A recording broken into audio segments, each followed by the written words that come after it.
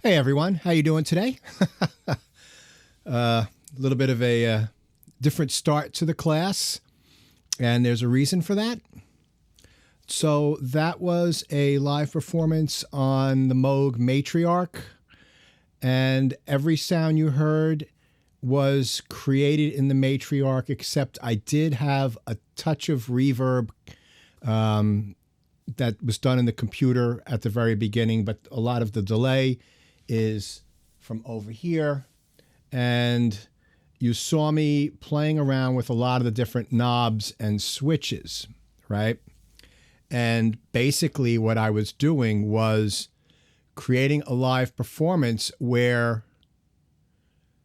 I was doing real-time automation and mixing by changing various parameters of the timbre as time unfolded.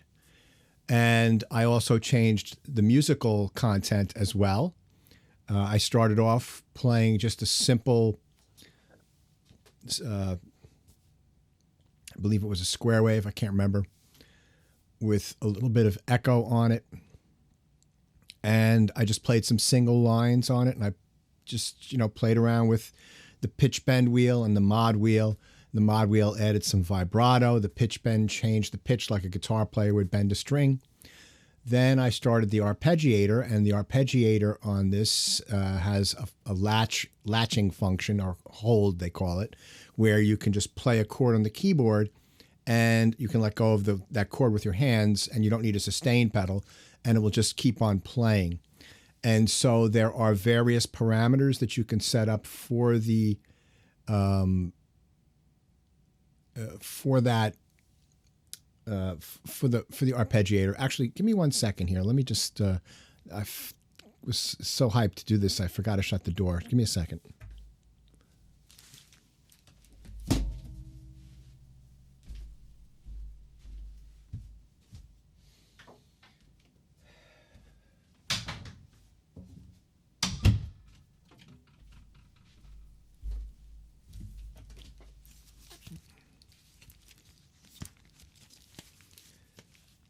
Sorry about that.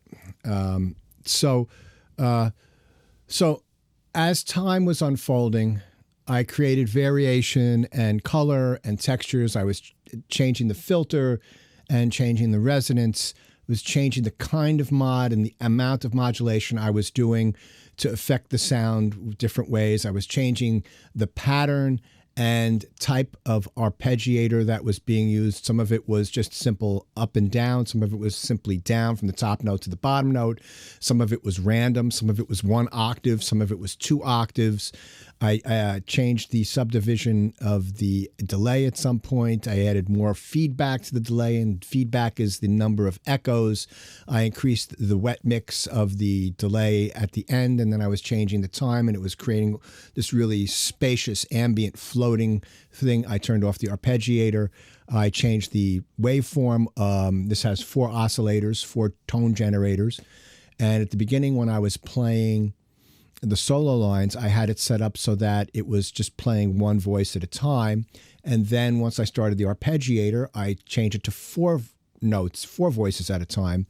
And I used the mixer to adjust the volume of the 4 oscillators so that you could change the rhythm. So if I had four, let's say it's 16th notes, 1, 2, 3, 4, 1, 2, 3, 4, 1, 2, 3, 4.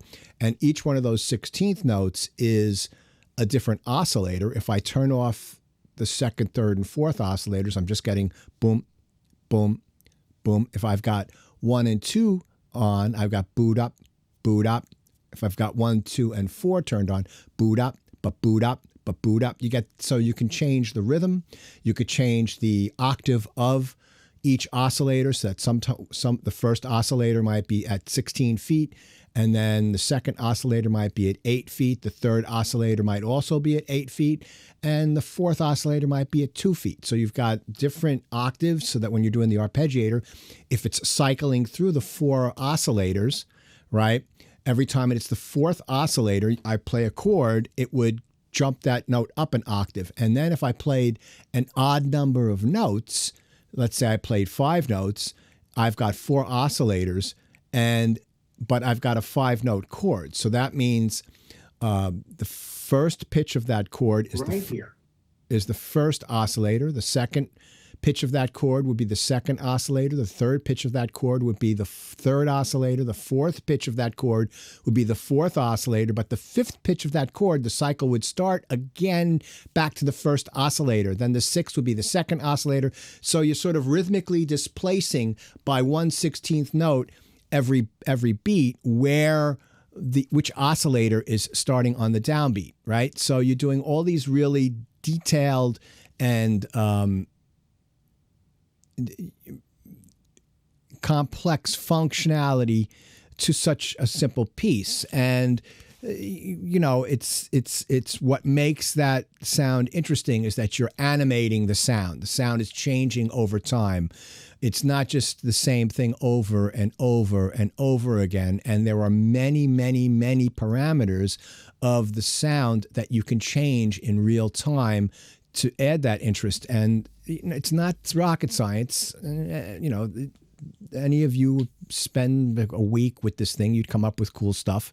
You'd have to understand how synthesis is, signal flow and what each section of the synthesizer does. And that's kind of beyond the scope of this class.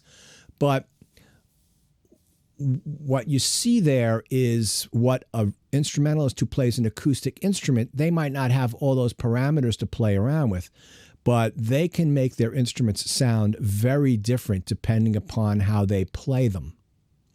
And with instruments that can sustain notes, like a violin, a saxophone, a trumpet, an oboe, a flute, a sustained note can change timbre as it's sustaining. It can go from soft to loud, from loud to soft. It can go from breathy to very clear piercing tone. It can be sort of like a warm tone, and then they could change the embouchure and make it like a flutter tongue as time goes on. So these are all things that happen that great instrumentalists all and know how to do. And most of you that are graduate students, you can play your instruments fairly well at this point. You probably know that, and you might even do it intuitively. You might not have thought about it in those terms, but you're animating sound over time. And that's what that does is that's kind of like orchestration of your instrument. And that keeps the listener engaged. They become, they can follow the timbres and all this stuff. So when we're working inside of a DAW, we have tools to do that. And everybody did a good job on the first assignment, but we did do some work with changing timbres, but we were changing events, right? Each one of those individual notes is an event. So we worked with the velocity of that event. So we could make one event at one volume and the next event, the next note, a different volume by changing the velocity. We worked with note duration. So if you saw two notes the same duration, maybe the first note was a little bit shorter so that you could get dot, da, or da, dot, right? Things like that. And that's all good. That's all part of it. But each one of those notes is an event, right? What I'm talking about here is affecting the timbre of a sound as it unfolds. And that's part of mixing, right? So that's what we're going to start working on with this next assignment, which you finished the first half of today. You created some of your original sounds. And I want to talk about how we can work with all that stuff. Let's see. Okay. Okay, I was just reading the chat. All right. So any question on what I just did? Do you want me to explain anything there? Learning synthesis is beyond the scope of this class, but we are going to learn some basic functionality of subtractive analog synthesis.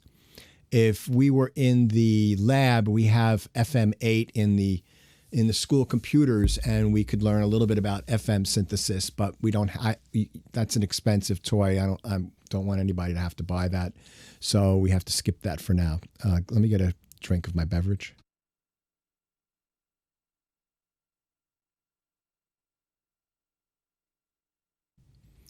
All right.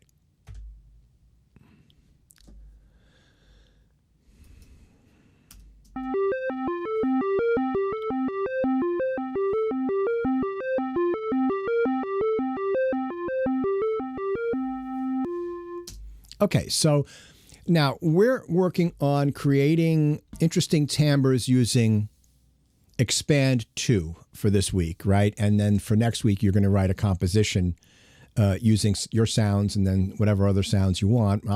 Let me just see how this class goes, and then I'll make the assignment and text you and email you guys the PDF of that tomorrow. But what I want to do is first let's talk about some synthesizer basics. And while Expand 2 is not a synthesizer, they have this thing here called vacuum. This is an actual recreation of an analog synth. They say it's tube driven, but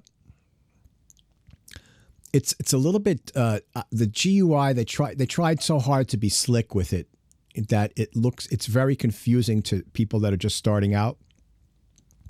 So while this makes great sounds, I don't tend to use this to teach. It actually does make really good sounds, but it's a little convoluted the way it looks. So we can learn some of this in Expand 2. So there are some basic waves for synthesis. So the sound you just heard is called a square wave. And a square wave has, here, let's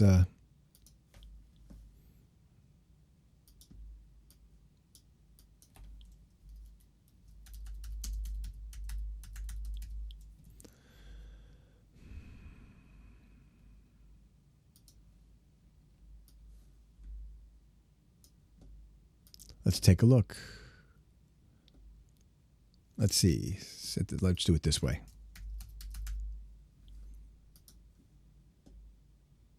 Great. Here we go. All right. So there are 4 basic waveforms in a synthesizer: sine wave, square wave, triangle, and sawtooth. So we're just going to quickly go over the way that they look and talk about what they are. So this is a sine wave right here. You'll notice that the 0 line here, that's a volume at no volume. And when the wave goes up like this, right, the distance between here and here, let me zoom in so you can see that. The distance between here and here is amplitude, that's volume.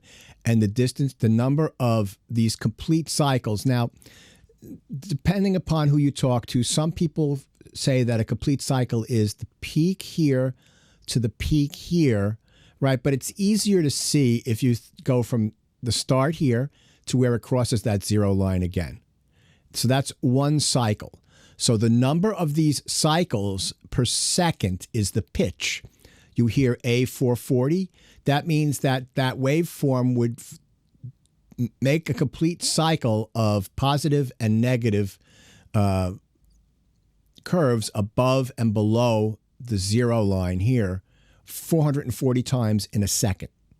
And if this went up to here and down, it would be louder. And if the curve only went up this high and down, it would be softer. I'll be showing you this in more detail in a future class when we start talking more about audio. So a sine wave typically has no harmonics. It's just a pure tone with no harmonics. And when we start talking about this in more detail, I'll go over that. But I'm just giving you some basics. So now, once we start adding harmonics, we can get some more harmonically rich sounds that have a buzz, right?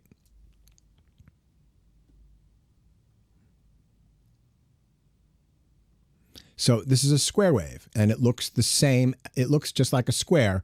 So if you take from the 0 line, it's a square above and a square below. And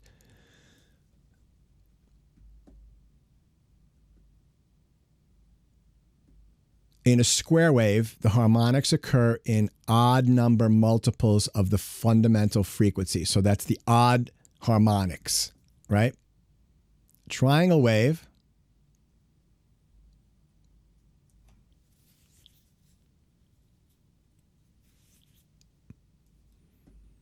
has odd harmonics, but not as many. They're not as loud, right?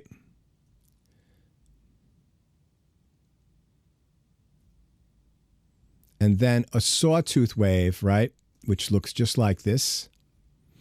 And you could think of it like the teeth of a saw. So this means it has odd and even harmonics. But those are the basic ones. And again, I'm going to go over these in much more detail in a future class, but this is just an introduction to those. So this, what I played before, that's a square sound, right? So you can go inside of expand. If you go to the right here and you go to basics, it will give you, I have to scroll out, sorry. It will give you all of these, right? So if that was a square wave, so if you do a sawtooth, see, it's got a buzzier sound. That's a sine wave. It's very pure. Square wave. Triangle. Right? Not as buzzy as a square wave. So those are the basic waves. You can check them here, and then you have mono or polyphonic. So let's go back to a poly square wave.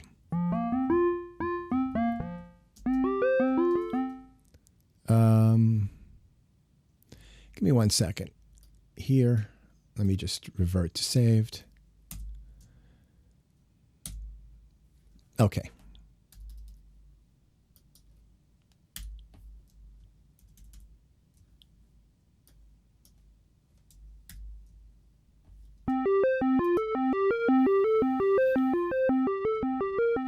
So that's very simple, right? Now, let's talk about what we can do to change this. So this is a mono square wave. Well, remember I said last class that you've got these right here, smart knobs, that the people that programmed this, instead of taking all those knobs, they picked the knobs that they think are the most important or most often used for this particular sound, and they give them to you. So they cut down on your options, which, you know, it makes it more limiting, but by the same token, when you're first starting out, you can focus in on just the basics and you don't have to worry about everything else. And then once you get comfortable with that, then you can, you know, move on to a different instrument. There are free software synthesizers that are more functional and more advanced, and maybe I'll put together a PDF with a list of those. If you want to install those, you can. But we're just starting out with these basics here. So if I wanted to change the attack, right, and make it a slower attack,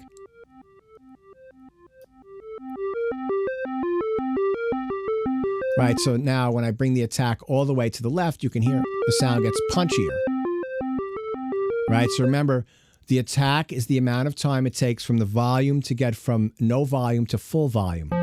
So right now, it's almost instantaneous. And if I move this all the way over here, let's not quite that far.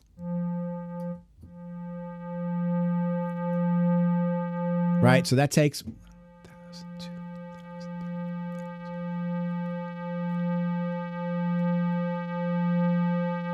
3,000. Yeah, it takes like 7 or 8 seconds to get to the full volume. That's great for pad sounds and stuff. And then decay is the amount of time. Well, this doesn't have sustain, So it's missing one of the elements of the envelope, but it's the amount of time it takes to get from the attack down to the sustained level. But we don't have a sustained level on this. And the release is the amount of time after you let go of the keyboard, right? So it goes back to 0. Pulse wave is a variation of a square wave, Dylan. And the pulse, it's whether the square is skinny or fat, right? I'll go over that. I'll show you that in a future class, but that's what a pulse wave is. No PWM. That's a bad thing if a synth doesn't have PWM.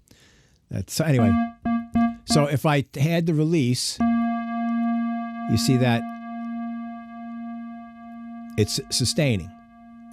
The cutoff filter it removes the high harmonics from the sound. So if I have the cutoff filter all the way to the right, you see how bright that sound is? And as I'm going to the left, it's making it darker. Now, we went over this last week, right? So, what if I wanted to change these things in real time? Well, if I right-click, there's a couple of ways of doing that.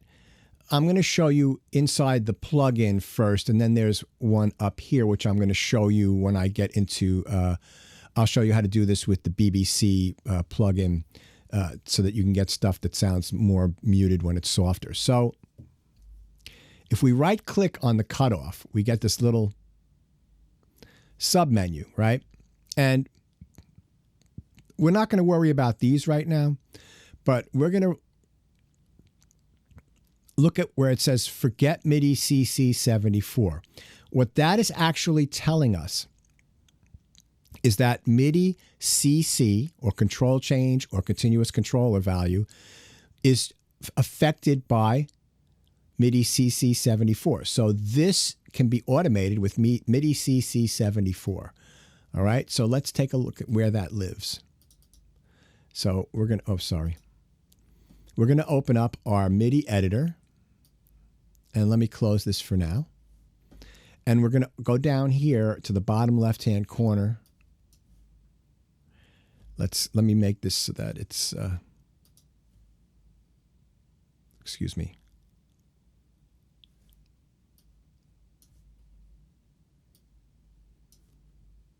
Okay, I'm just trying to set this up so I can zoom in better for you to see. There we go. So right here, if I click this, I'm going to get an editing lane. Okay, and in the edit, this is the MIDI editor, and then we've opened up the edit lane is here. So right here, there's a box, and this will show us the lane view selector. So right now, it's set up for expression, which I'm going to go over. And when you click on this, you've got this top. Notice how there's a partition here, and then there's a box here with these controllers, and then these are. And then there's additional controllers here. Now, I don't see 74 anywhere, right?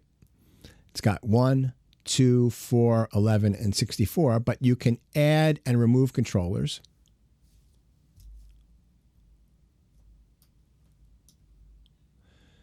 And you'll notice here, this is the controllers. And if you can slide down here, well, it doesn't go to 74, but you've got this control here. And I'm going to click on this button that says 64 to 101, and then right here is 74. So if I click on this, I can add that. Okay, and then hit OK. And then when we go back to this box here, we'll notice that 74 is right here. All right, now I'm going to do this with the pencil tool right here, and I'm going to use a straight line, which I recommend when you first start out. And I'm going to just draw something like this. And let's take a listen.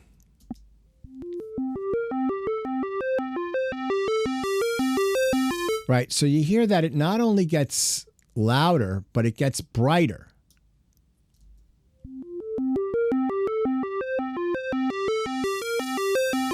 Let's look at expand too. Let's take a look. Just watch this guy here as it plays from the beginning. See how that's moving? Right? So that's automation. It's not that difficult, right? You just have to understand the principle, and then you can make it happen. So that's cool. What if I wanted to...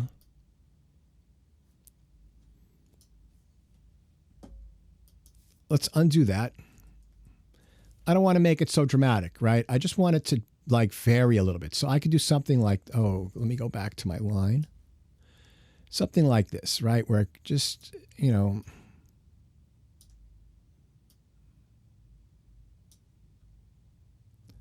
I'm just adding a little bit of motion to that beginning there.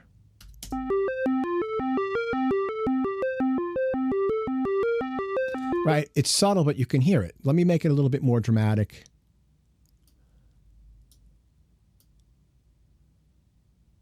That's too much there. Let's go down to about there. And then what's cool about this is if you go to grid mode, you could select this 2 measures, and then you could do Command D and duplicate it all the way through. So let's go back here.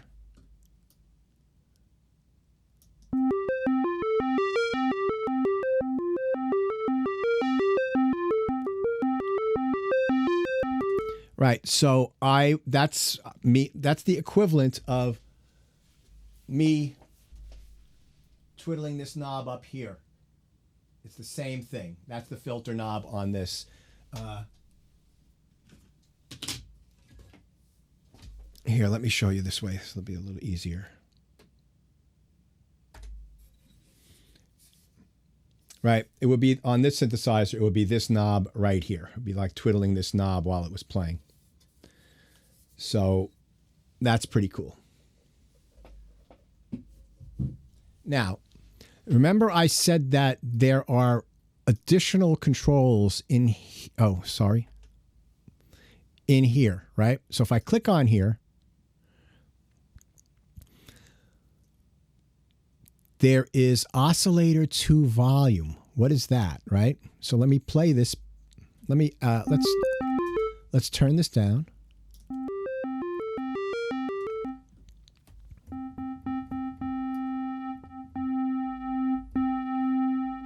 Right? Interesting. It's adding a second oscillator on each note. So it's doubling the instead of one oscillator playing the note, it's adding a second one. And then when you combine that with this D tune, so this is 1 oscillator, 2 oscillators, right? It just sounds twice as loud because it's the same oscillator doubling the volume, right? So this is one oscillator playing a pitch, and then you add the second one in. So it'd be like 2 clarinets playing, right? Except they're in perfect pitch. What happens with instrumentalists is they might be a little bit out of tune. So I've just listen to the sound as I move the D tune.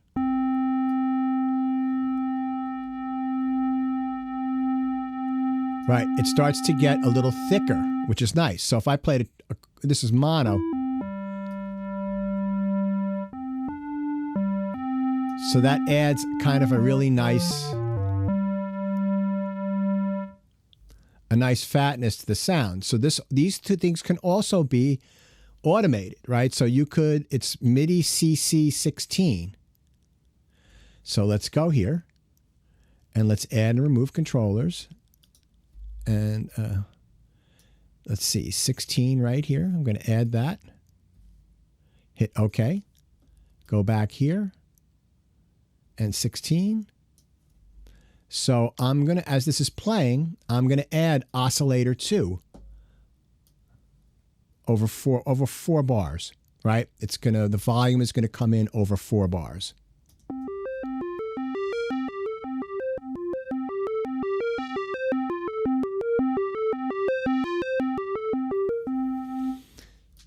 Now, the other thing to learn is right here, there's something called resonance.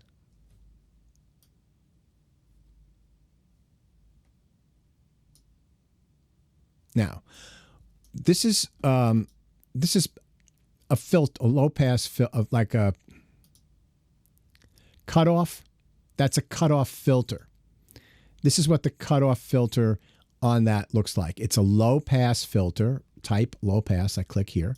And it basically means that if you look here, this is a graph, a frequency graph. Everything on the left are low pitches. It's like a piano. Low pitch all the way to the right is high pitch. And from the bottom to the top is the volume. So if I've got this set like here with the zero line here, that means that it curves down towards the top, the higher pitches. They get attenuated a little bit. But if I bring this down, you can see that the frequencies, anything above about 1K gets attenuated, and at this slope. And that's 12 decibels for every octave above 1K. I can change that here to 6 decibels, which is a more gentle slope. 12 and then 18. This has 18, and then 24 is almost like a steep waterfall. So each one of these have their uses. But what resonance is, well, what resonance does is it takes the frequencies that are around this cutoff point and it emphasizes them and gives them more amplitude, more volume. Okay, so it does some interesting stuff. So let me bypass that and let this play. So do you hear that like wow kind of sound, right? Let me go back to 74. Let me turn this off. And so now it's just gonna stay there.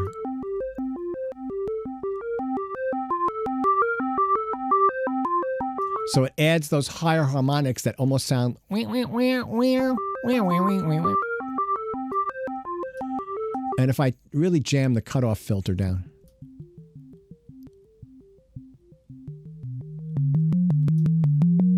So you can get almost some bell-like sounds. It's really cool. So this is something that also can be automated so that you can have those sounds come in over time. So that's 80. So let's add 80. Whoops. 80. So 64. 80. Add that in there. And that's here. So we can have that also come in over time. And I'm just doing this one thing. This isn't how you would really work this, but I want to just show. Opposite, right? So I have to go the opposite way. I want to start off with a pure tone.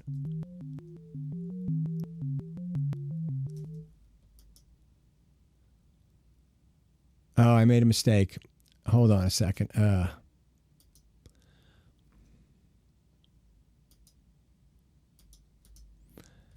I must have clicked something and erased something. Bummer. Let me do this again.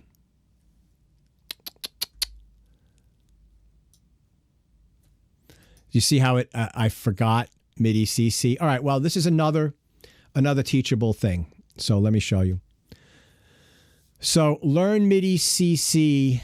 So if I click on this, right, if I have any controller like this on my desk, I can move a knob. Oh, that also affects detunes. So let me undo that.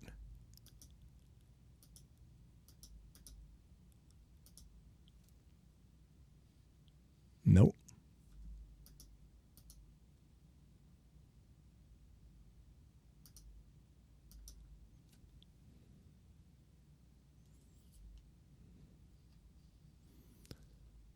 There we go. Okay, so I've just made it so that now it's MIDI CC too. So if I go here and I add controller, I made a mistake there and I fixed it kind of. So let me just add that in. Okay, so let me delete this and let's go to MIDI CC2 and let's do that.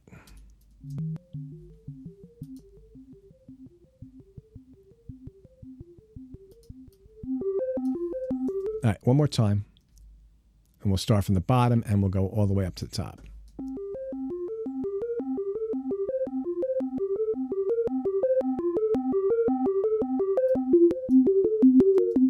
One more time.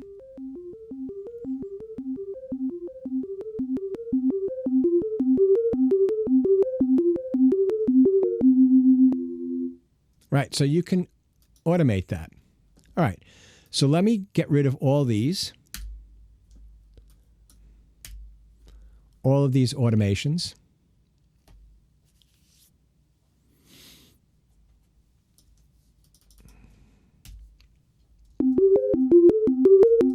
And let's go back here and let's get this detune. And let's go to our cutoff, turn our resonance down. So we're basically going back to the beginning here. Right? All right. So what other things can you do with with automation? Well, you can automate when another instrument enters. So I can make a stacked instrument. One could be a square wave, right? So let's see. And then in this slot here, I can add a second instrument. So let's do this. Let me add, I'm going to add a celeste soft, right? So if I turn this off, that's my celeste, right? So if I right click on this, it says MIDI CC21 is for the volume of that one. So what I can do is I can go here and add MIDI CC21.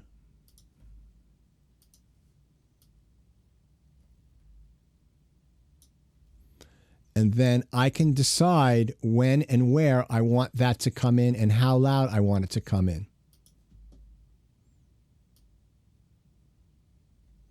So I'm just going to have it come in a little bit.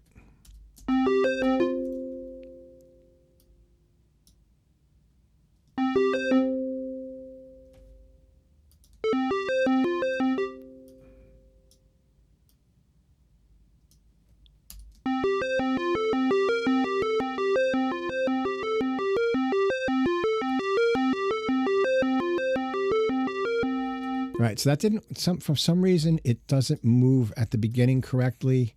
So let's do this. All right, and let me make that become a little louder. All right, so no celeste, and then we're going to hear the celeste start coming in. Right, so you hear as time unfolded, I had another instrument come in. Now, you could do that on a second track, but this is a way that you can automate inside of one instrument. Now, if I turn this off, right, by pressing there, and we're just going to hear the celeste. Okay, the octave, it's too low. I want the celeste to be an octave higher. Well,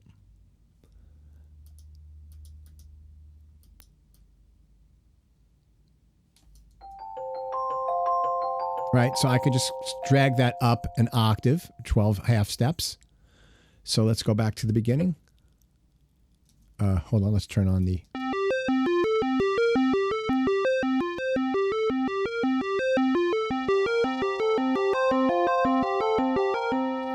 Okay, that's cool. Now,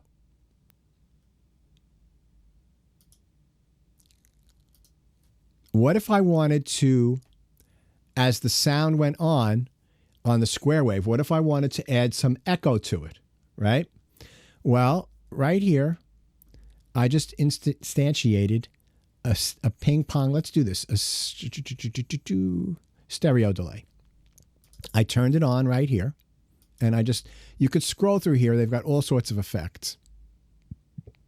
I just went through to a stereo delay. Now, this is FX2. You can see it right here. You can, oops, I'm sorry. If you turn here, right, and we went over this a little bit last week, you can see that the rhythm. So I'm going to make it for a quarter note, right, so that it just repeats. And we'll see what that's like.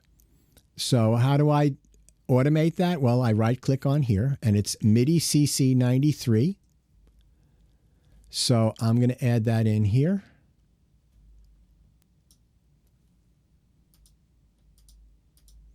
right here, and then I'm going to go to 93, add, boom. Go here, 93. And then as the piece goes on, just the square wave, not the celeste, is going to get delay added to it. And this is the mix, the amount of this signal that's being sent through the stereo delay. I'm going to explain that in more detail in a future class when we talk about AUX inputs and sends and stuff. But just for right now, so it's very dry.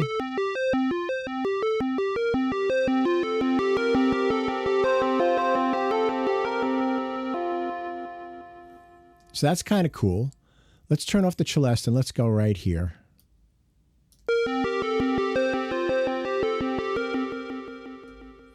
Okay, so let me just talk to you about delay.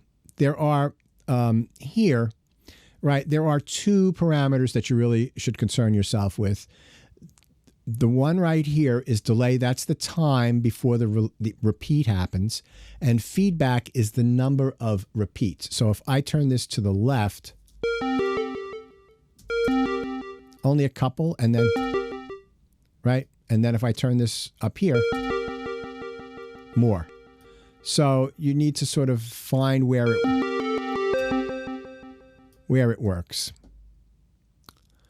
So that's kind of cool.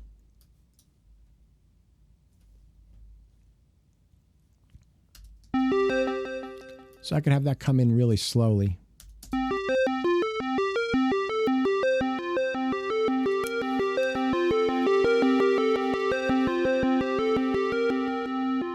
And let's turn on our celeste.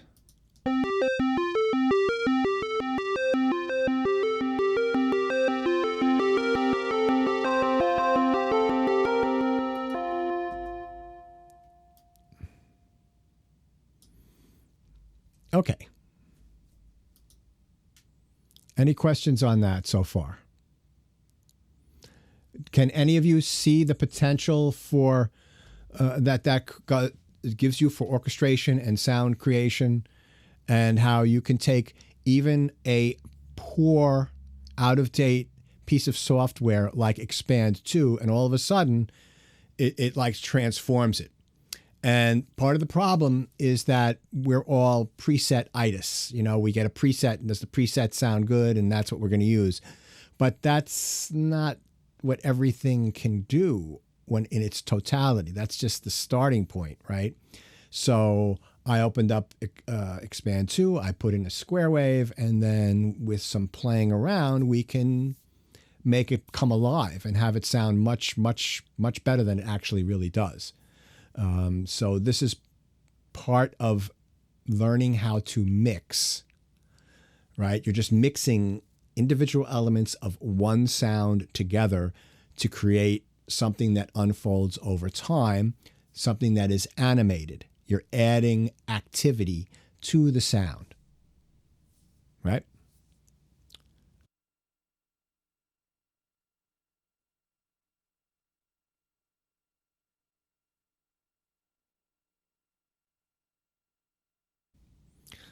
Okay.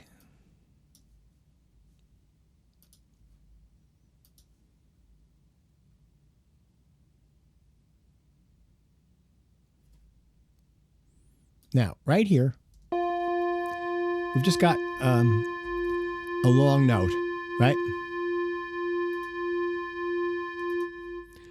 What if I wanted to, what if I wanted to add some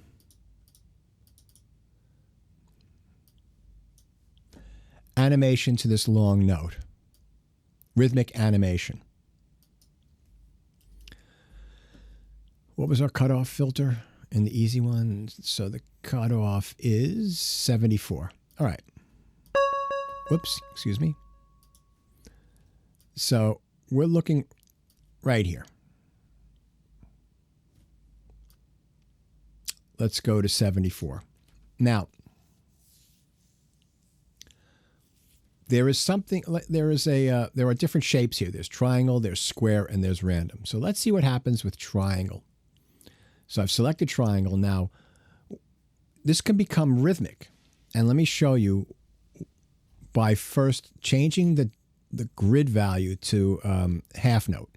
So I'm going to have that,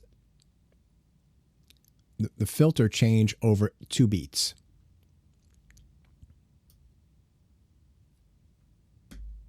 And I'm going to do it extremely so that you can hear the effect. Right? Okay. Let's change that to a square wave and do the same thing. And this is going to give us more of a pulsing. Right? So that's kind of cool.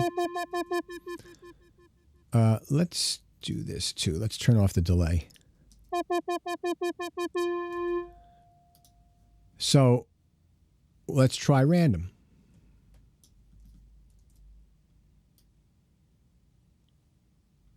And this is going to look like a city skyline a little bit.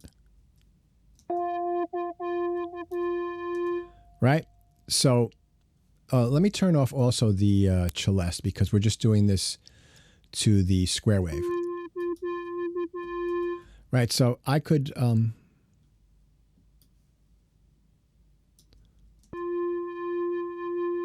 right, very subtle. I could make it more, and the way I'm making it more exaggerated is if I pull down or up, right, it changes. So if I pull down, right, as I'm clicking and dragging. So let me show you my keyboard, my mouse action here. So if I click here and pull down, right, you get a lot of activity down at the bottom. If I click and pull up, you get more activity on the top. So I'm pulling up as I'm dragging to the right. If I start in the middle and I just pull up a little bit, I just get a little bit of activity. And you could click all the way to the end and then readjust it by going down or up. And you can just fine tune it, and you can see, you can just stop and see that's what the curve is going to look like. That's what the curve is going to look like there. That's what so let's do that. And that's the same with the square wave. So I'll start in the middle and let's go all the way to the end, and then you can do a very subtle oscillation like this. Yeah, right? Or you can do something that's a little bit more dramatic.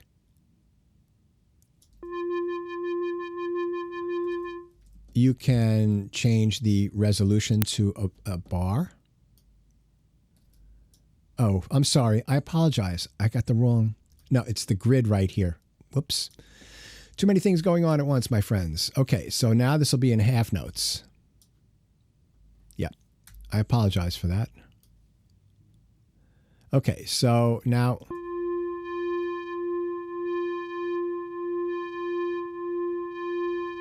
and then if we did that with the triangle, we can really hear the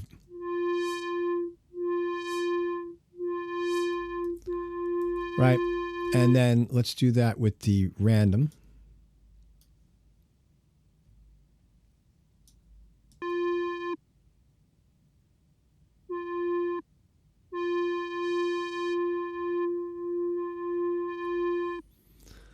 So you change the rhythmic value up here of your grid, and that will give you the way that this works. So if I make this 30-second notes,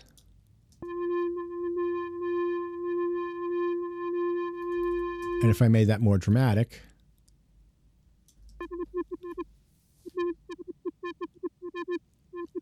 right, so this is just random. So you can see how that you can change, you know, different ways. Now, the parabolic and S-curve don't work with MIDI information. That's just something to remember. Okay. So here we've got a polyphonic sine wave.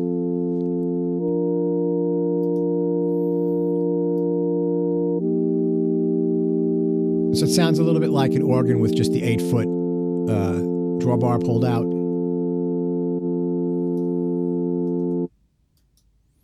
Right? So let's go here.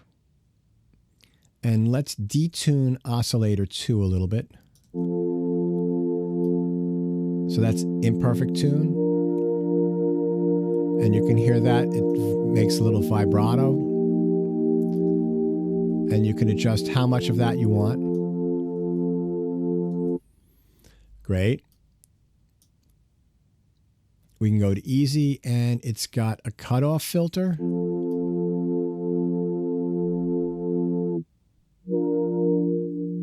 So we can make it a little darker. And then we can make the attack slower. And the release.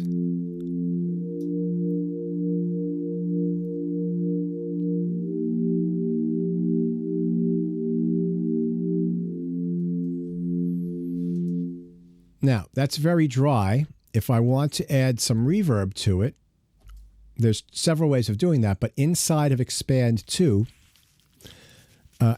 this is fine for this week's assignment if you want to add reverb, but going forward, we're going to learn a different way of doing that. Right here, I've got a hall set up.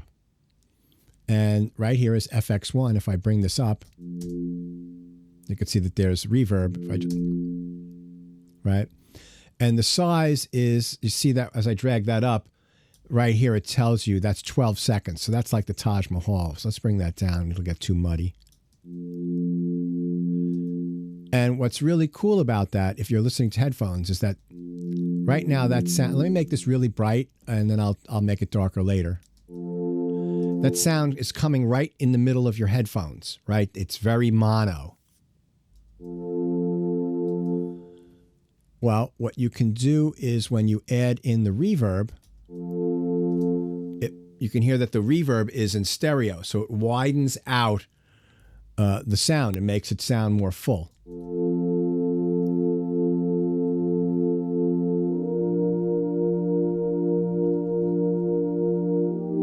Right? So that's cool. So what if you wanted to have that sound change over time? Well, maybe we'll go to part B. And we'll click here and we'll go to, let's go to vocals, and we'll do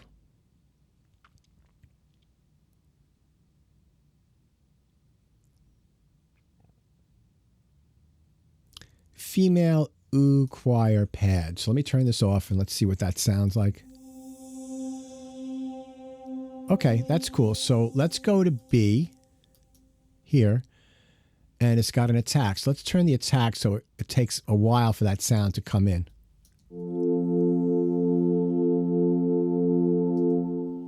Okay, so that's too long. Let's adjust that.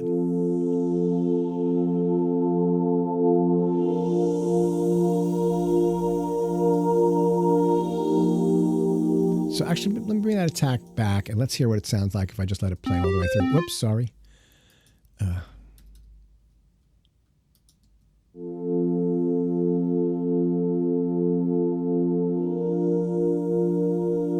Right? So you hear that the sound is coming in later, and it's like you're orchestrating. It's like automatic orchestration. Now, remember before I said that it was very mono, right? Well, if I turn the pan on this all the way to the left, and then I put the same, let's say I put a similar sound. So let's go to choir. Let's see, vocals, and that was, and we'll do a different. Let's do female choir pad and do that all the way to the right, and then go to C and slow the attack of that a bit.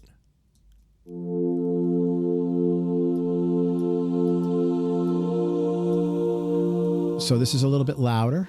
So let me turn the volume on that down.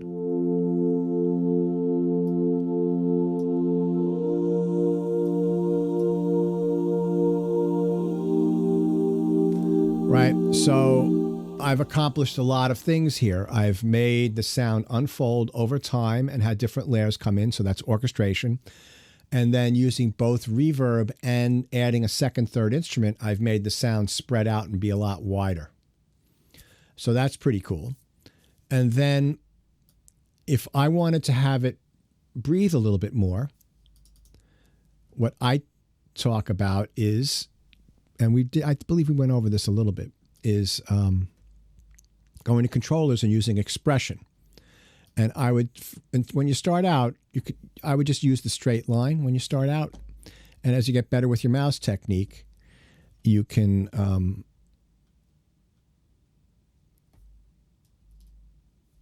let's get this over here so you can see everything.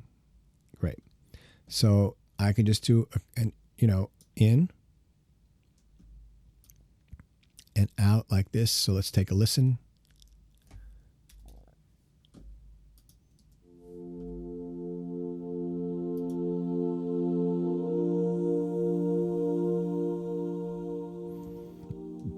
Right? And then I can just do what I did before. Select that area like that. And then use Command D and duplicate that right through. Sorry, with my mouse here is going crazy. Here we go.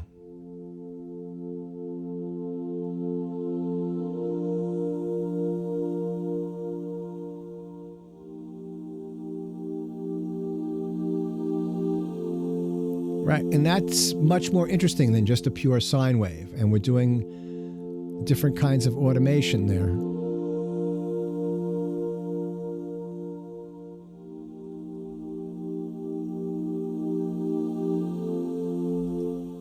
So let me turn the volume on these choirs up a little bit and maybe the sine wave down. So you just have to... Right, so I'm mixing as I'm working here.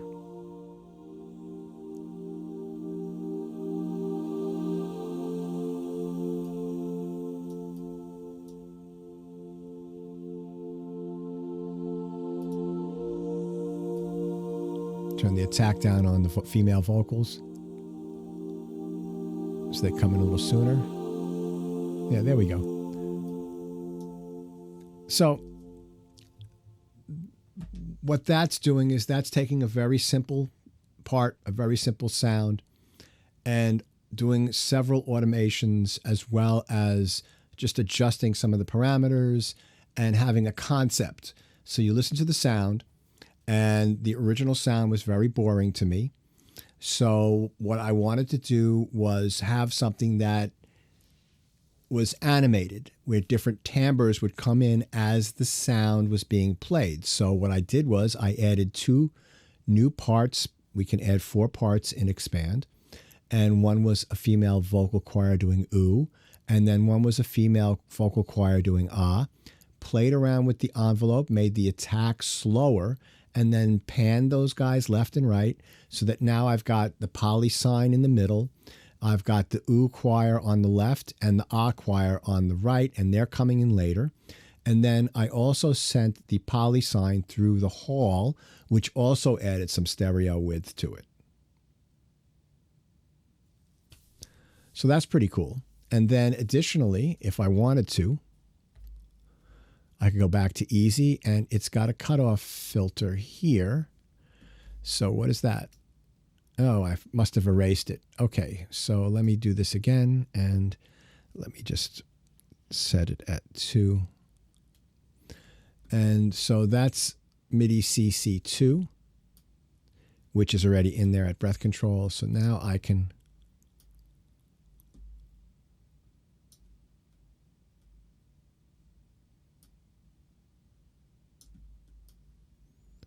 play around like this, just something like that. Now the whole patch will go from darker to brighter.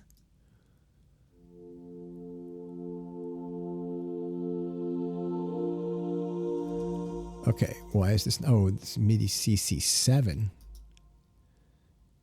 No, that should be MIDI CC2. Hold on, I made a mistake. Okay, here we go.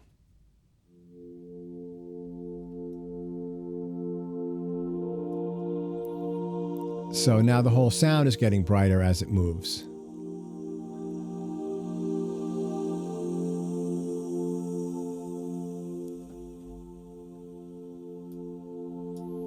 And then I could do the opposite here. These are just taste things.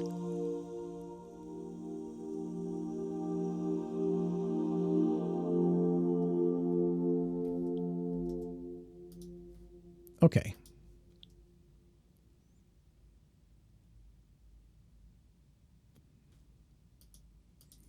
big strings.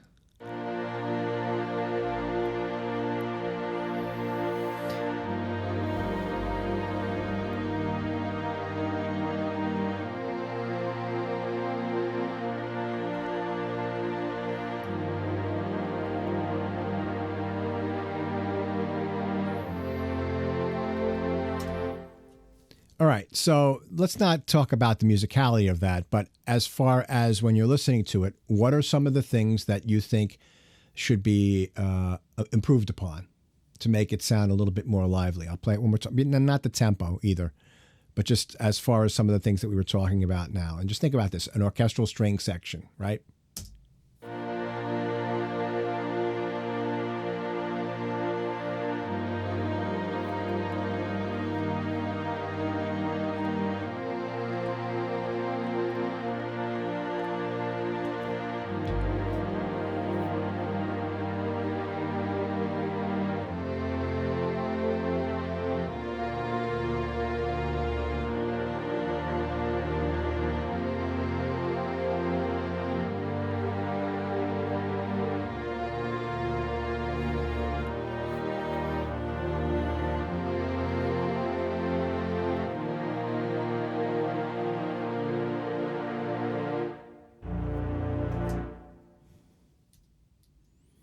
Okay. Anyone? One thing. Touch more vibrato and maybe increasing the attack on the envelope. Okay, so a touch more vibrato, dynamics, good. Attack on the envelope. Well, what do you mean by increasing the attack, Chris? Do you want the attack to be sharper or smoother? Correct. Good. And we could also have a little bit more, one other thing. So let me play the last chord, the transition from here. Listen to this going into this one here.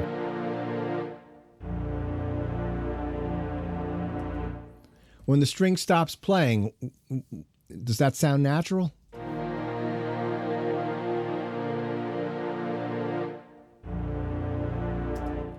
No, it doesn't.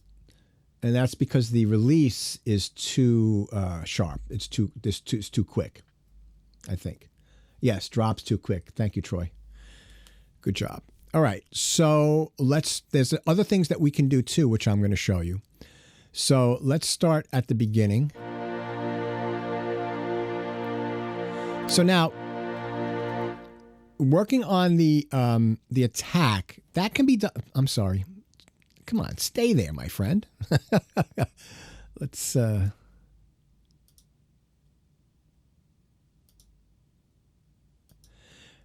attack is a volume. The amount of time it takes to get from no volume to full volume, right? That's the definition of attack in an envelope. So, yes, it's true. I could go here and I could turn the attack down, like, make the attack smoother. Right? And that works.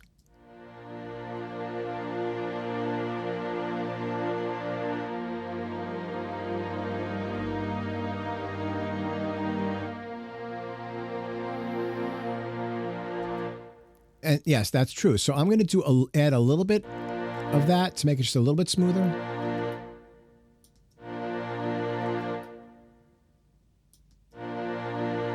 Right, as opposed to this. But what I really want to do is automate the volume of the entire section. So let's open this up in our MIDI editor, and we're going to use MIDI CC 11 expression. And we're going to use our line tool, and we're going to draw that in. And this way we can be very precise in how we want this to be. So let me listen to it one more time.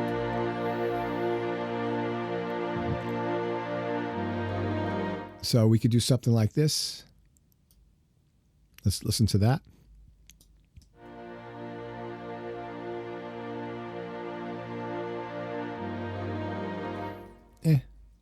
Maybe if we did this, and then we did a little bit of down and a little bit of up, and then down. Let's listen to that.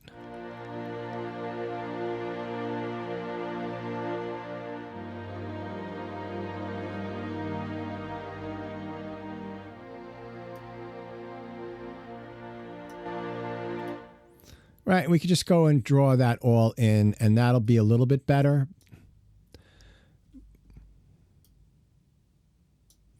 So let's just listen to that much.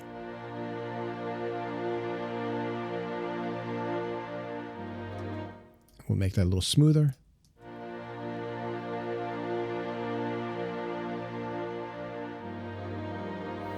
Now, the decay thing is big because it could smooth over some of those transitions. So we'll add a little bit more decay right here.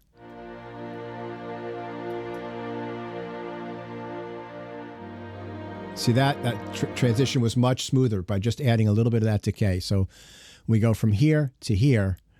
If we bring that decay back down,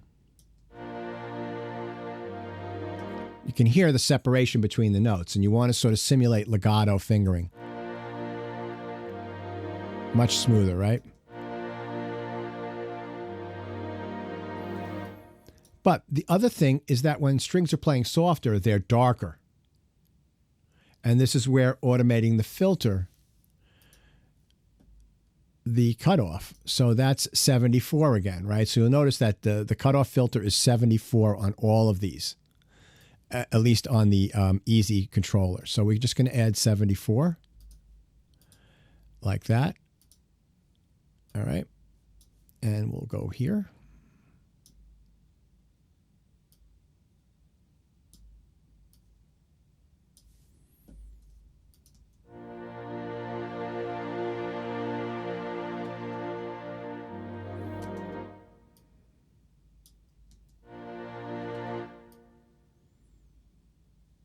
All right, and it could be a little bit more of a smooth entrance.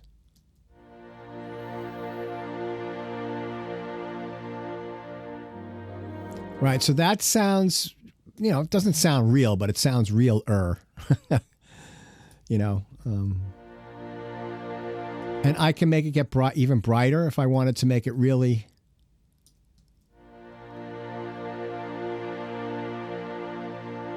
And this, again, this is where your ear comes into play.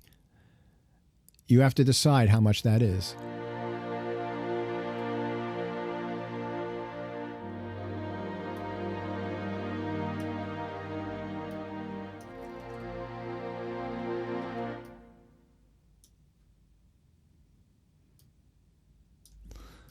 You know, and you just play these things in now. Draw them in, I mean. Now, somebody mentioned vibrato. Now, that's going to be a little bit trickier with this, right? So,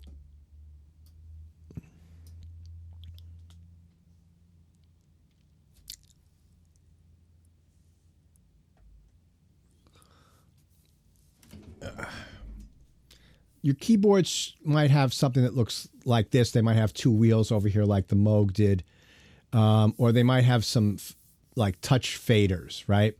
So this first one on the left is typically, oh, you can't see that. Oh, great. There we go. Let's see. Let's do it this way. Okay. So I'm away from the microphone. You'll have two wheels on the left. This one is typically for pitch, and this one is for modulation. This could be assigned. Or you might have two strips that do that, touch strips. But basically, mod wheel and pitch bend, right? So let's play the string patch. And on my keyboard, well, actually, let me adjust this again. I apologize. I don't have 500 cameras, so I have to sort of play this stuff manually. So I have this controller up here, and I've got this programmed to do some of the things that my keyboard would do because I like the action on this, but the controllers on this are not made for this kind of work. So I have modulation set on this fader here. And you can see there's a lot of vibrato there, right?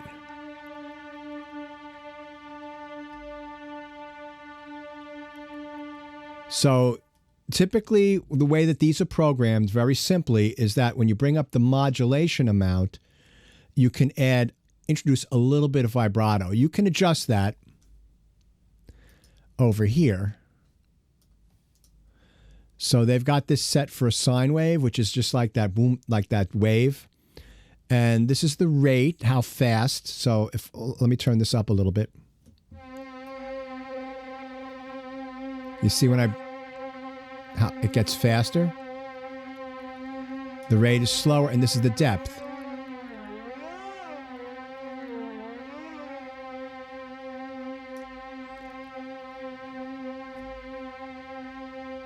No vibrato. Now, if I change that to a square wave,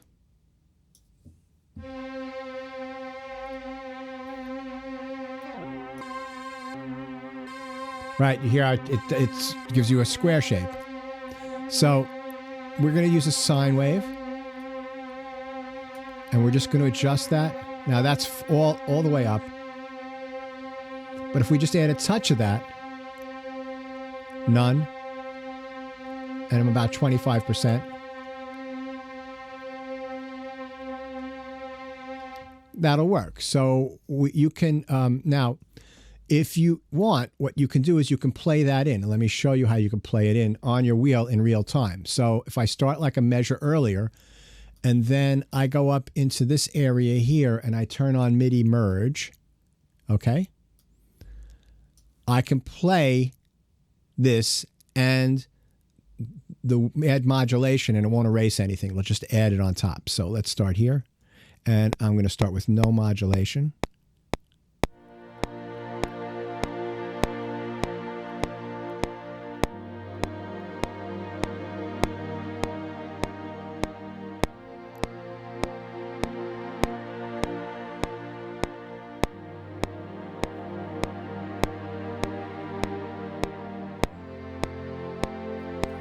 Let me undo that. Let me actually show you this here. Let's see. Let me get it so that I'm not blocking the...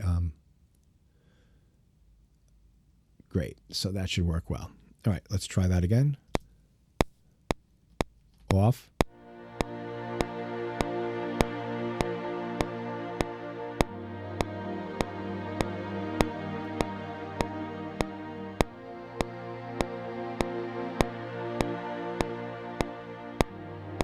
Now you see, look at the shape that it's drawing, right?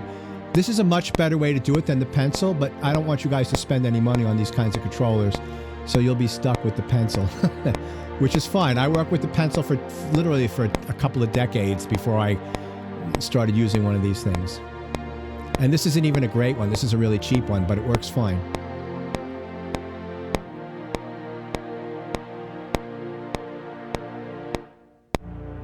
And I should automate the volume and the release on that last chord. But you can see now that I'm adding modulation. And it is adding some vibrato.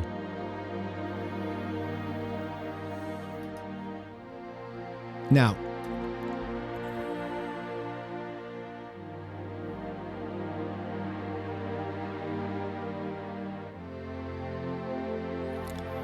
one last thing that we can do as far as automating, let's talk about automating tempo, right? So what I did here, we don't need to see this either, is right here on the tempo ruler, there's a triangle. I click on it and it expands this out. And then I can resize this up and down. And then over here, there's a slider. So if it opens up looking like this, just take the slider and go down until you get it right in the middle like that. You can also use the scroll wheel on the mouse. Let's get that up on the mouse there. Right, you can use the scroll wheel on the mouse. So if I was conducting this, what would I do? Let me just think about this for a second. Just remember that does expression only apply to MIDI, and how does it differ from volume automation? Okay, so Adrian, there's multiple ways to change the volume of a track. You can change the audio volume. You can change expression. You can change MIDI. if you change the filter, you're going to change the volume of the track because you're cutting out overtones, which add amplitude. So the way I work, and if I'm going to show you something in a minute with a different piece of software. What I like to do is I like to do my continuous controller volume change from MIDI instruments using expression, where expression works to change the volume. This way I could do all my detailed work. Then I'll go back, and if the entire track is too loud or too soft, I'll adjust the MIDI volume to make it blend a little bit better. So I'm using 2 volume controls, right? And it's the same. Did Ken teach you guys how to use VCAs last semester? Right. So you're using your VCA master to control the overall volume of a group of instruments, but then you might have them all going through an aux channel, the dynamic level of a group of instruments. But then if the whole thing is too loud, what you might do is just turn down the aux track that they're all routed through. So for most of you, that's Greek. But Adrian took Recording Studio Fundamentals last semester with my friend Ken, and Ken went over some of this stuff. So does that answer your question? Okay, great. All right, so let's get back to this. Now let's think about this for a second. So as somebody, I'm playing in an orchestra string section, and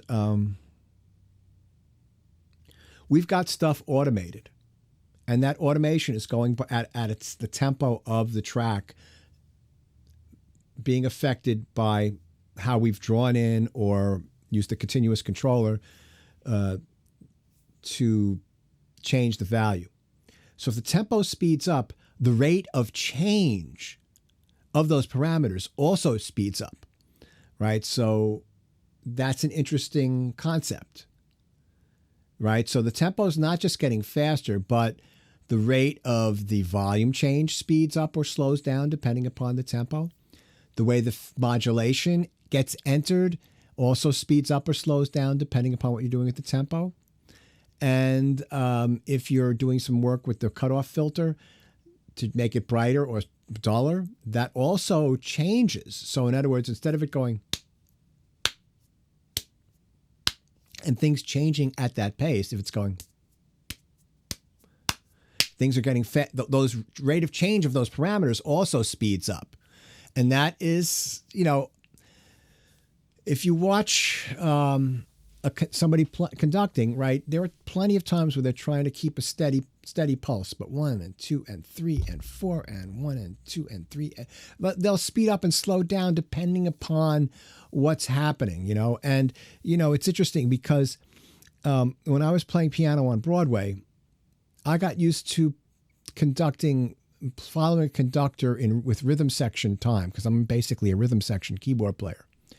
And, it's basically follows the groove of the drummer, and then things do slow down and speed up, but that's done in a different way.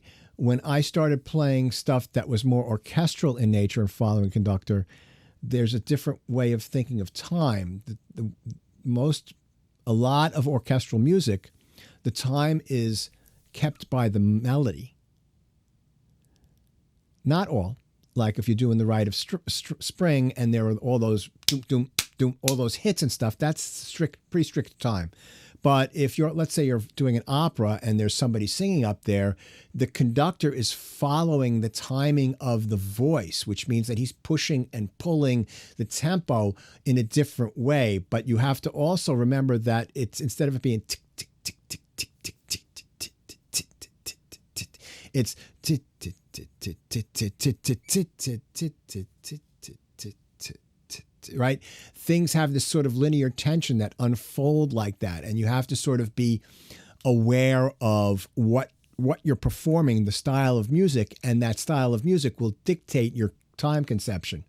So this is sort of like this little bit here is like an orchestral thing.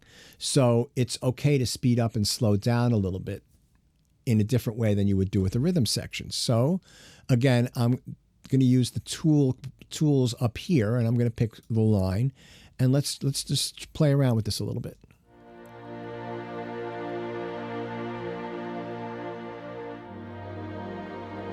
So let me try the same thing where I start off a little slower and I speed up to here, and then I'll slow down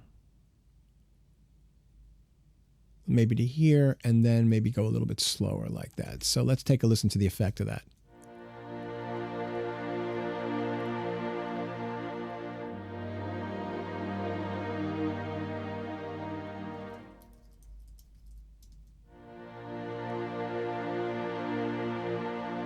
Right, you hear how the changes in the timbre happen at different rates.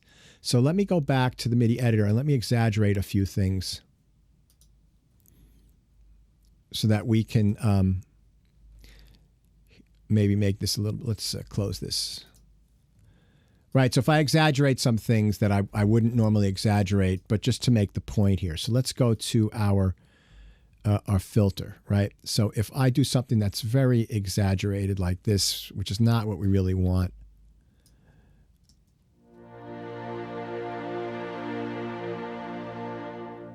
Right? Okay.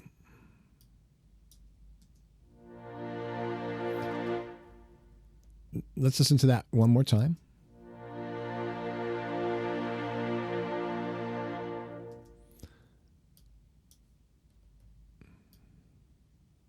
And let's exaggerate this also.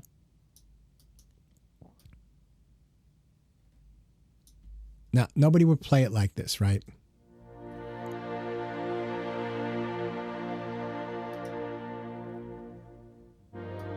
Oops, one more time. Let's go here. And I keep on messing this up. So,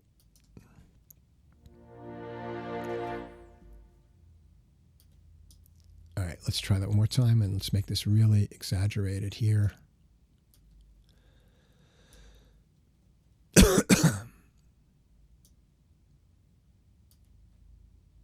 Here we go. So this will start off with the change in timbre being slower.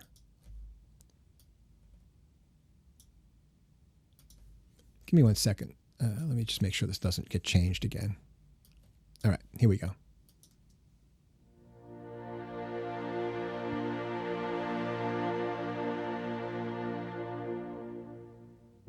Right, so you can hear how instead of it going ba, it's ba,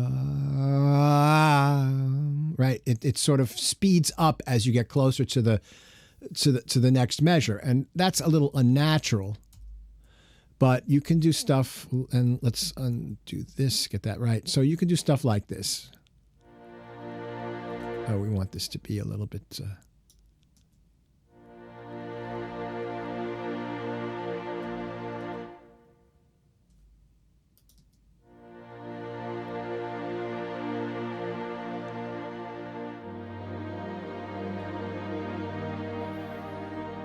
So let's right here at the end of 66, this is measure 60, going to 61. Let's make that a little bit of a rallentando. So let's change our grid here. We got it to quarter notes. Great. So 1, 2, 3, 4. So right here, let's slow that down. Hey, what's going on here?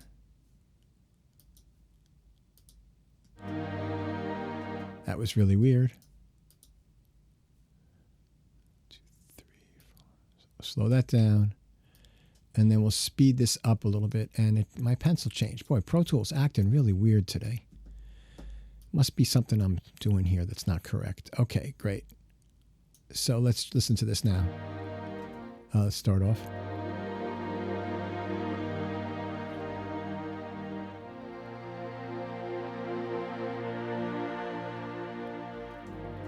And then relax a little bit here. And then back up to our tempo.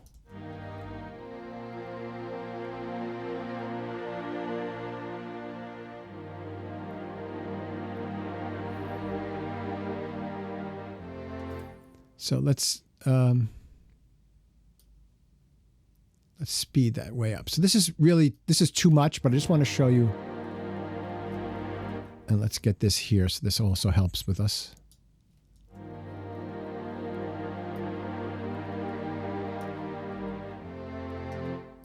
Let's get this really to move.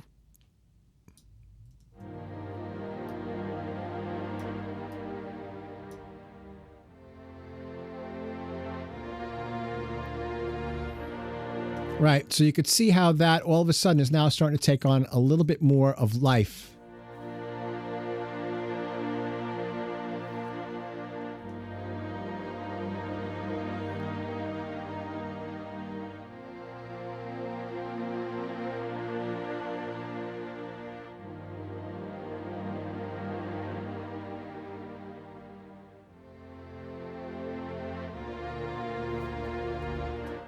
So, right, so, you know, is it perfect? No.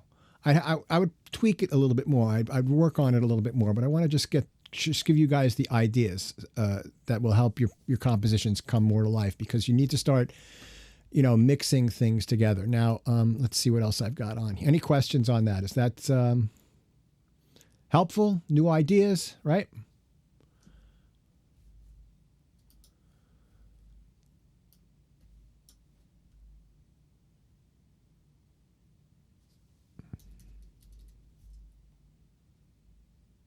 Right. So this is a really simple one here.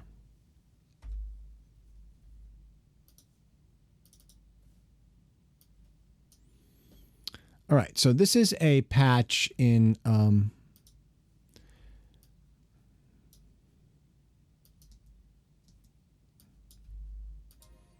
Expand 2. It's called Legato Tremolo. Right. So everything is tremolo. You hear the strings going tremolo. Well, it says Legato Tremolo MW. So that means mod wheel.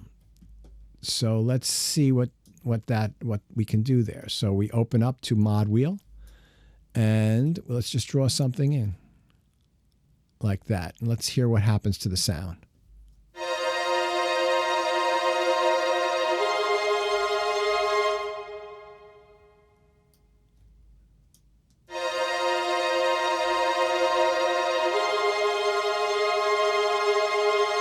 Huh, that's really weird.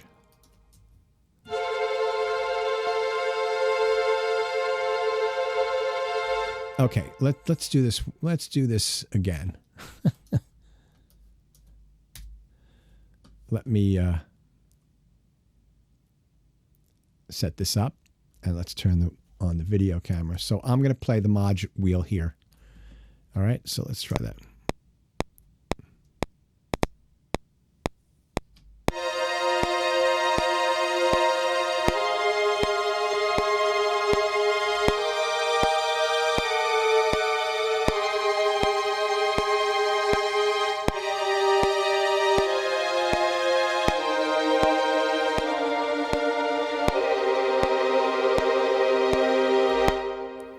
Right. So that's another thing, right? So you need to look at the names of the sounds and see what's written in there, because there might be some sort of automation that they've already programmed in there for you.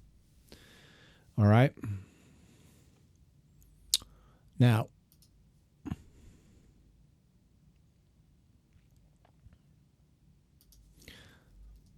this next one, this is similar stuff as before. We could do that, but let's try this last bit here.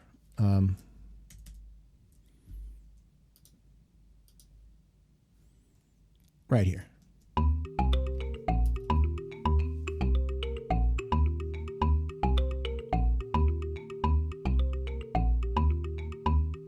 Right, so it's just a little 4-bar loop made up of 3 kalimbas, 2 kalimbas and a marimba. So marimba, kalimba,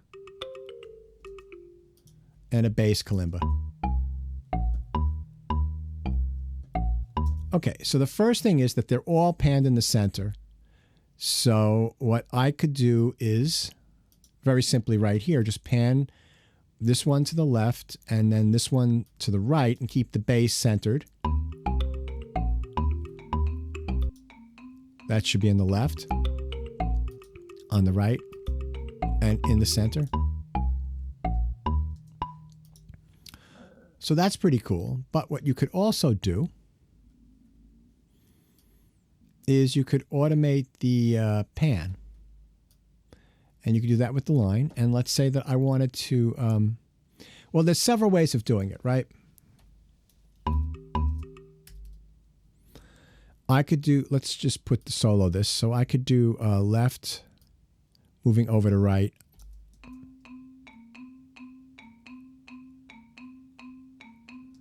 Right, so that's on the right. Let me just take a look at that marimba patch for a second. Let me turn this off. Okay, great. Right, so that went from left to right. And then you could take the kalimba, and on the kalimba you could do the opposite, right? So now that's on the other side. That's, you know, that's okay. That's like Led Zeppelin 2. When you listen to that, the middle of A Whole Lot of Love, you'll hear that they've got stuff panning left to right, right to left, all over the place, all the sound effects in the back. So it's a little dated.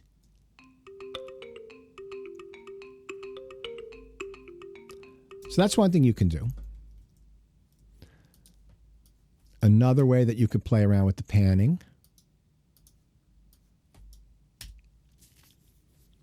would be to,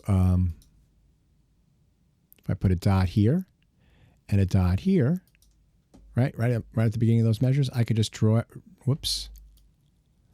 That's not doing what I want. I could just use the hand and just drag that up. And then I could do the same thing here. Just drag that up.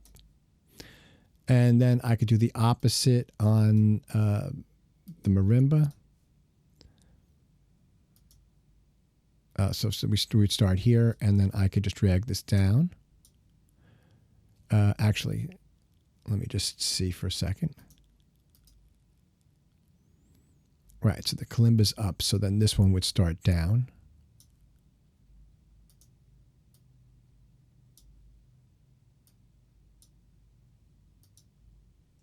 So now they'll play one measure and switch positions.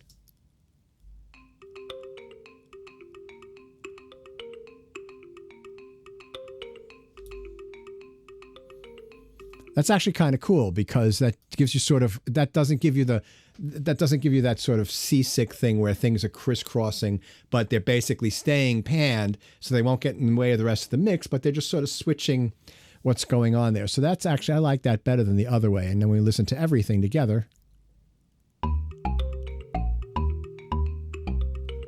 Bass kalimba's a little loud.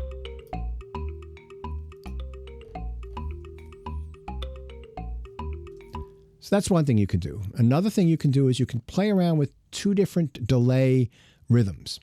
All right. So let's solo our.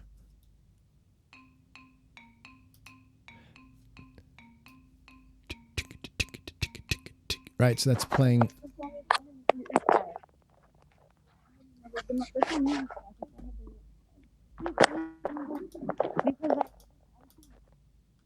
Okay. No worries. Okay, so we've got our. We're panning that. Let me undo the panning, and get everything back to center, just to a normal pan. So let me just undo this, and let's go here, and undo that. Great. Okay, so that's all where it should be. So we're going to solo this, and this should be on the left. All right, so let's go here.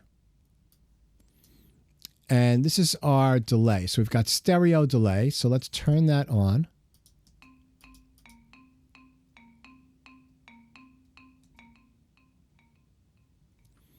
Right, so let me turn that up really high so that you can hear it.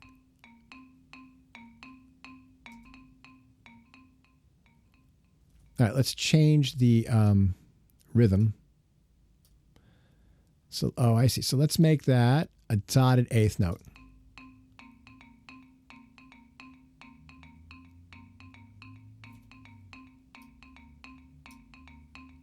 Right, so you're getting.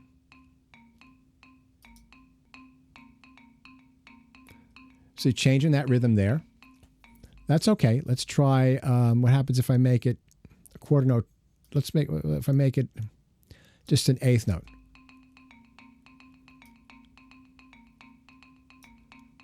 I like that better. That's a little funkier. Right. Let's see how that plays with the kalimba.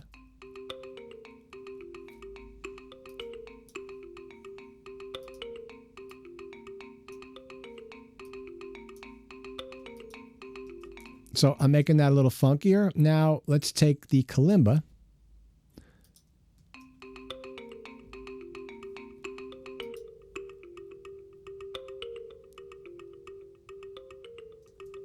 So I'm using a different kind of delay. I'm using something called lo-fi delay here, right?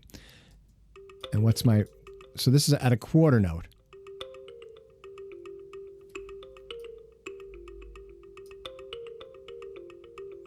So what's kind of cool is that the dry sound is in your right ear and the delayed sound is in the center.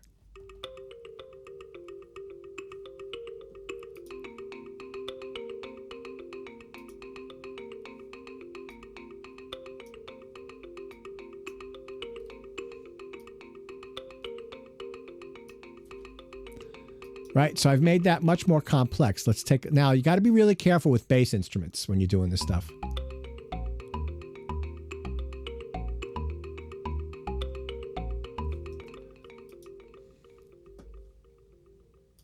Let's see.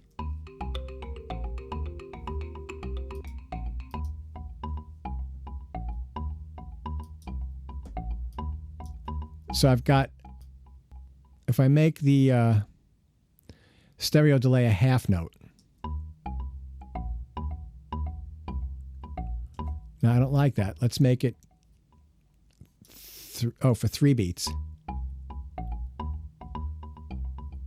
Well, that's pretty cool. If we turn the feedback up, we'll get more repeats. And we'll turn down the level.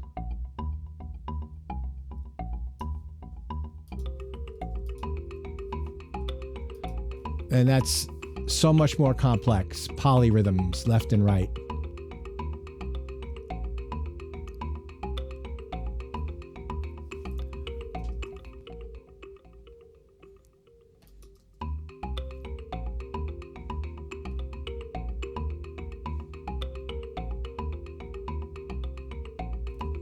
Now, that can be automated, right? So you can...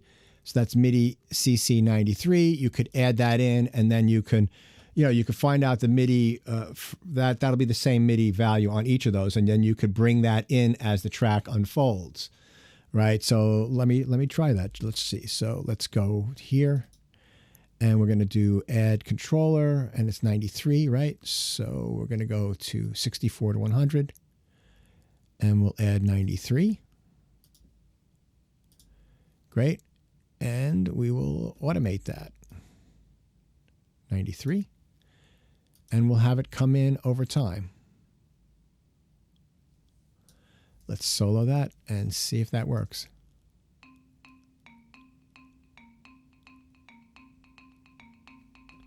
See that? How it gradually comes in? It's like instant Steve Reich.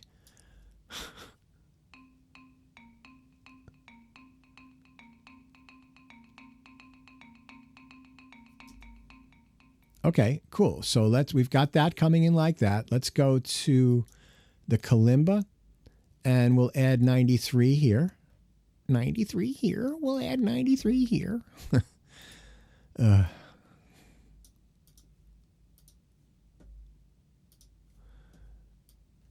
we'll go 93. And maybe this will start on measure 2.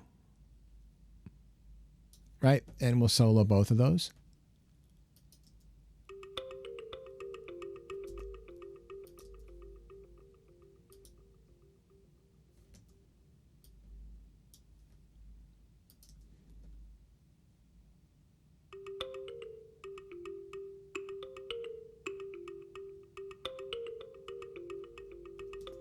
All right, one more time. Let me turn the marimba on. Sorry, my fault. Here we go.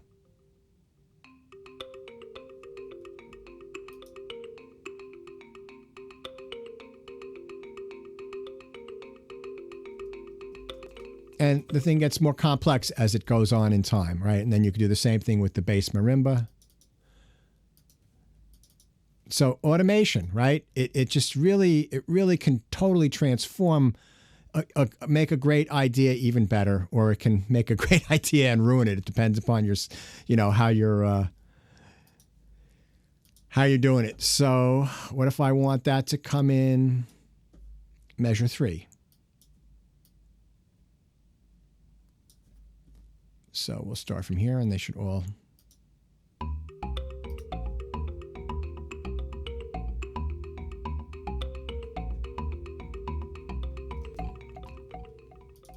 Let's actually make that come in not until, not at the beginning. Let's have that come in at the end of bar 4, right?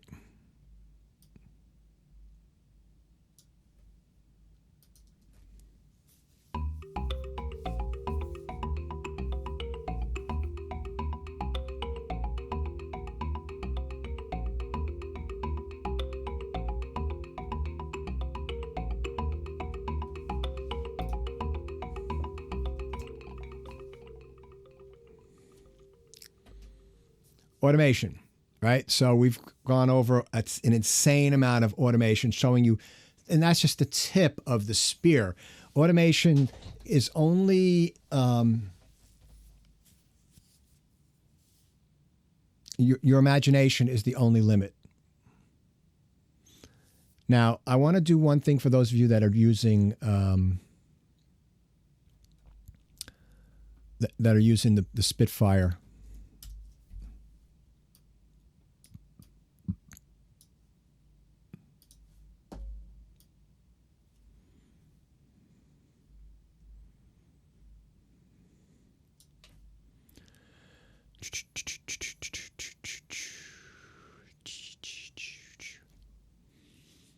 It's the spinning wheel of doom.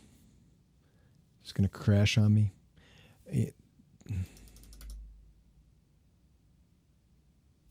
Great. All right, so this is the full pro version. Let me just go to the Discover version, and let me just put in violin 1, load, and we've got long. All right, so let me quickly just play in something in violin 1.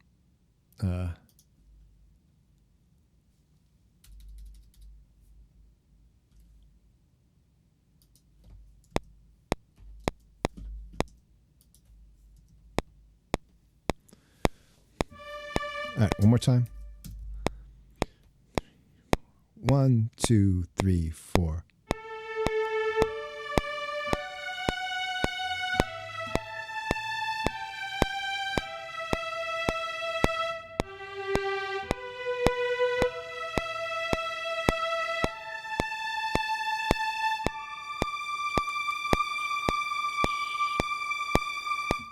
Right. So now, the thing about this is that they've got the controllers set up just to do volume. If you take one of Spitfire's more expensive libraries that goes into Contact,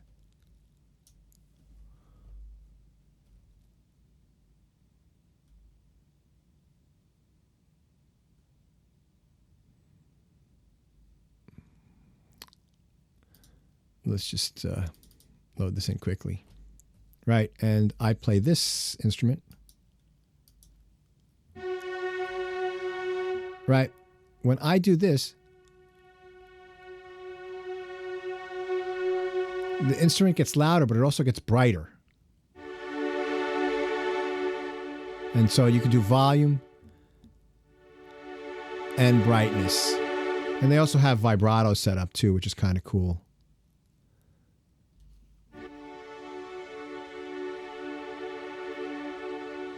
So that's not modulation, that's just 2 levels of vibrato, and you can crossfade between them. So that's one of the ways that they've dumbed down the core version, the Discover version, for those of you that aren't paying any money. They want to rope you into buying the second level up, and then eventually spend money. And it's like a drug deal. But let's say I wanted to do this, and I've got this set for MIDI merge, and I want to just do some volume automation with this, right? So let's, oops, sorry. Let's record, enable this. And I'll just do the mod wheel here.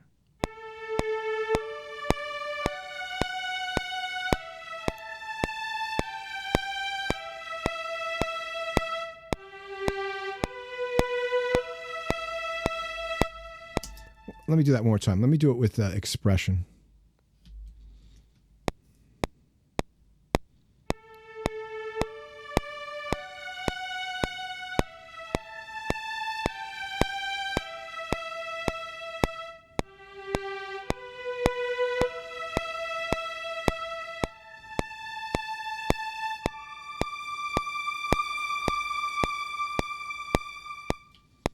All right, so I've made that a little better. You know, it's getting louder and softer, but how do you get it? But if you notice here, there are no controls for, this is just a reverb. And you can see the volume going up and down. Right, that just adds reverb to the sound. And that can be automated. If you right click, it says MIDI CC19, right? So that's, you know, all these instruments do the same thing. So we have to go outside of the plugin and add a filter that we can control. So I showed you earlier that if we go to the Avid, we do EQ3.1. This is a one-band EQ, and we can set this up to a low-pass filter. And that will help us to automate the intensity. Now, there is one problem with this, and I'll talk about it in a second. It can be alleviated, but so how do we get this to move?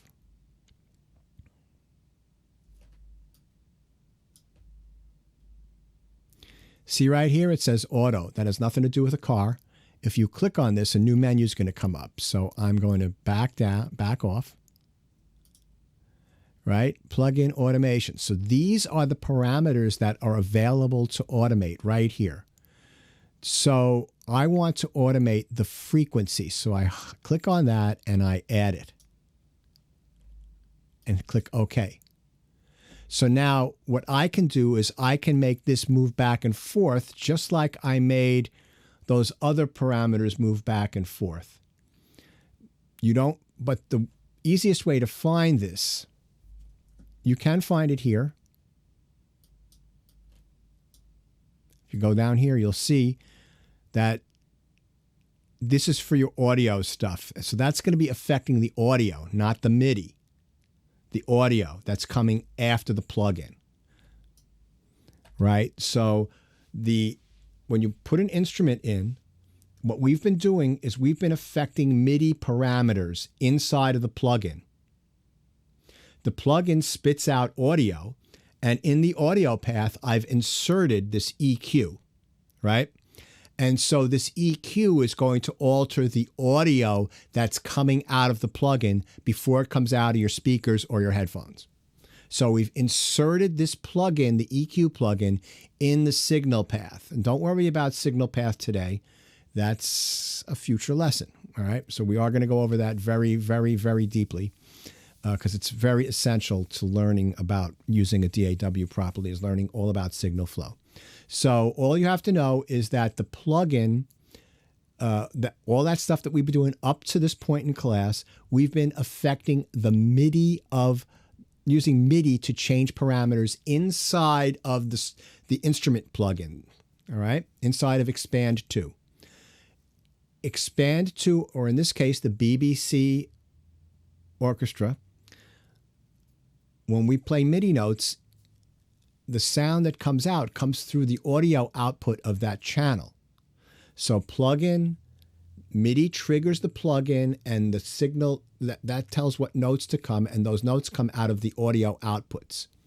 Between the plugin and the audio outputs, we're going to insert this EQ, and we're going to affect the audio output of the plugin, and we'll get a similar result. All right? So let's do that. So we go down here, and below this guy here are all the audio lanes. And you'll notice that at the very bottom, give me a second.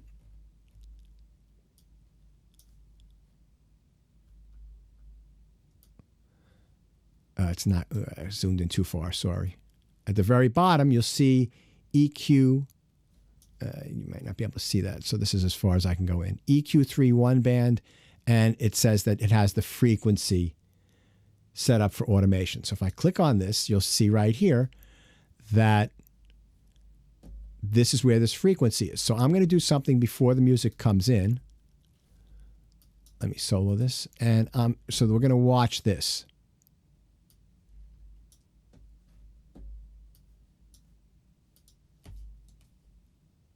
See that, how that's moving? So now the 12 dB, we're going to make a less slope, right? We're going to make this slope more gentle. So I just clicked and dragged this down to 6 decibels per octave, right? And we're just going to play around. So I'm going to start off here and then make this get brighter as it plays.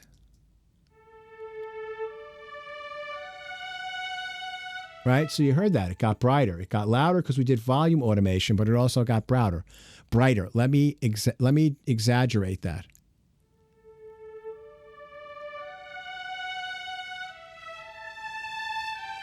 So we can do the same thing. Now you have to get to taste, right? So that's way too dramatic. So let's just...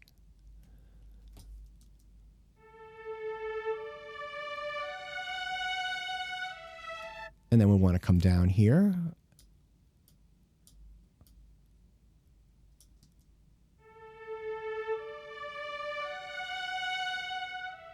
It's too, see, you can hear when it's too much, right? So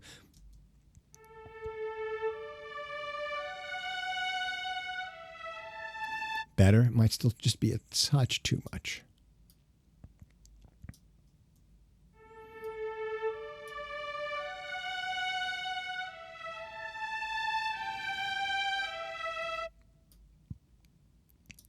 And then we'll start again here.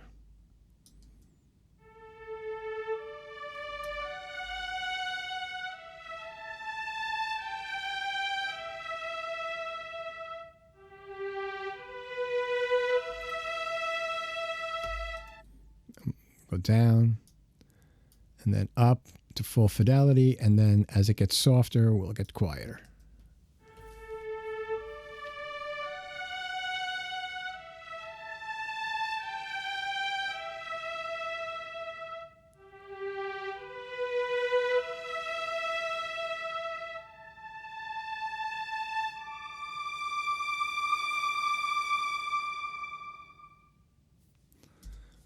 You know, I'd have to tweak that more. And there's one problem with this, right? Is that these sounds have reverb baked into them. They're using room mics to capture the sound of the room. When you're doing this, you're also affecting the reverb, right? So it's a little unnatural. So there's a way to fix that, which is beyond today's class, but I just wanted to show you that. I will show you how to fix that in a future class. But we're getting to the end here, and I just wanted to talk to you guys for a couple of minutes. Give me 1 second here.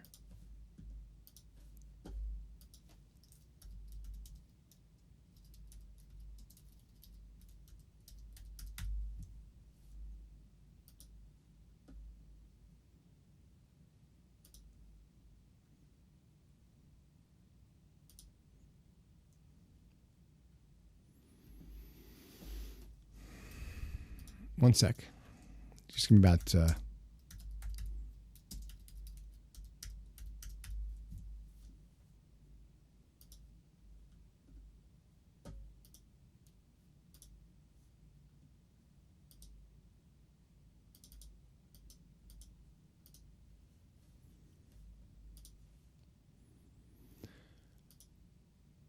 Okay, and...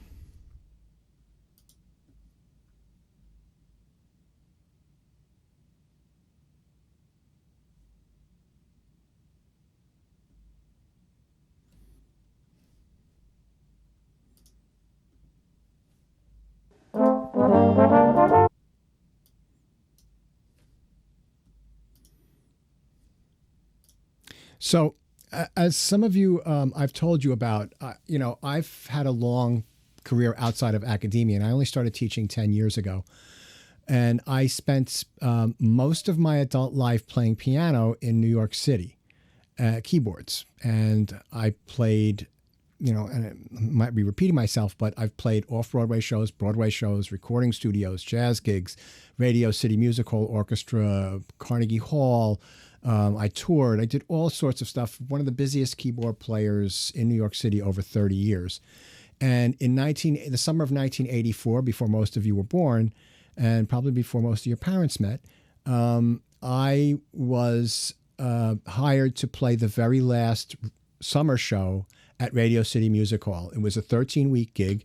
I was working at the original Little Shop of Horrors full time, so I got a leave of absence for 13 weeks. And I was in the Radio City Music Hall Orchestra, 45-piece band, and the summer show was a variety show. They had a woman in the show named Liliane Montevecchi, who was a very famous French-Italian star. She won a Tony Award in 9. She was in movies with Elvis Presley. She was, in her 50s at that point, and she had just won a Tony Award in 9, and she was the star of the show, sort of like the narrator, the MC, and she did some dancing, and it was, all sorts of stuff. Anyway, in the show, they had the Radio City Orchestra at that time had tenured positions. They had people that had full-time positions. They worked 40-something weeks a year, and all that has changed since then.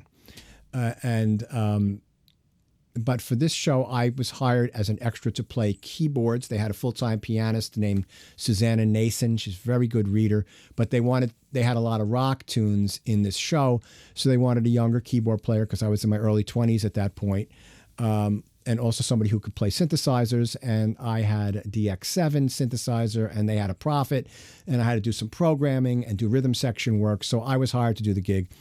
And in the gig, they had a guy named Jack Gale playing trombone. And he wasn't in the Radio City Orchestra, but he was a busy trombone player.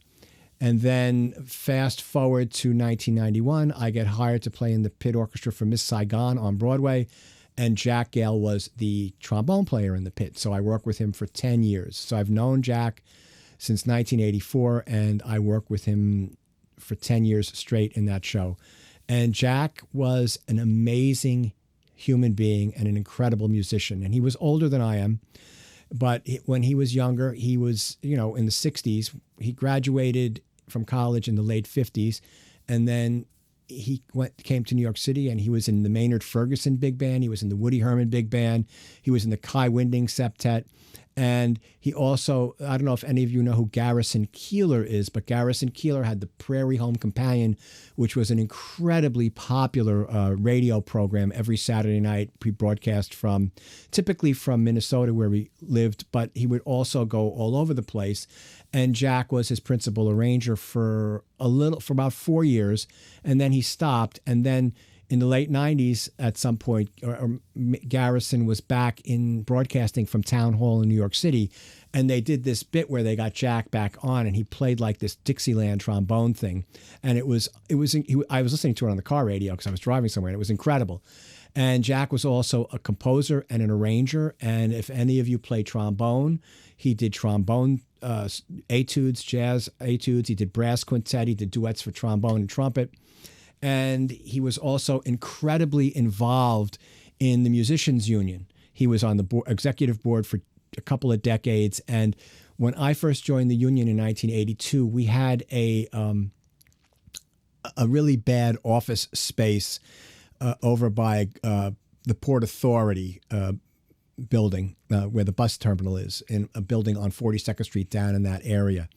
And then in the early 90s, the real estate prices in New York City crashed, and the union was actually flush with money at that point. And Jack made the really genius move to convince the president of the local 802 to purchase an entire building on 48th Street between 8th and 9th Avenue, which we still own, the union still owns, and it was an amazing move because we own it outright, so we don't have to pay that monthly rent, and it's 5 stories, and they turned the first floor into a rehearsal space. I don't know if any of you have been there or any of you are in 802.